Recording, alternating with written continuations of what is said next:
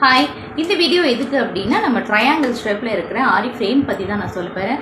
ஆரி frame அப்படின்னு எடுத்துட்டாவே ரொம்ப ஈஸியாக இருக்குது, ரொம்ப ஹேண்ட்லிங்காக இருக்குது, இப்போ ஓடலாம் அப்படின்னு நினச்சி தயவுசெய்து இந்த ஃப்ரேமை யாரும் வாங்கிடாதீங்க. இந்த ஃப்ரேமோட ஒர்த் என்ன அப்படின்னு பார்த்தீங்கன்னா, பெயிண்டிங் பண்ணலாம், கிளாத் பெயிண்டிங் பண்ணலாம், சின்ன சின்ன ஒர்க் பண்ணலாம். ஏதாவது ஒரு மிஸ் பண்ணிட்டீங்க, ஆரி ஒர்க்கில் மிஸ் பண்ணிட்டீங்க அப்படின்னா டக்குன்னு இதை வந்து ஒரு கிளிப்பு போட்டு அந்த இடத்துல மட்டும் நீங்கள் ஒர்க் பண்ணுறதுக்கு மட்டும்தான் இந்த ஃப்ரேமை யூஸ் பண்ணிக்கலாம். ஒரு ஃபுல் ப்ளவுஸ் கண்டிப்பாக இந்த ப்ளவுஸில் இந்த ஃப்ரேமில் போட முடியாது.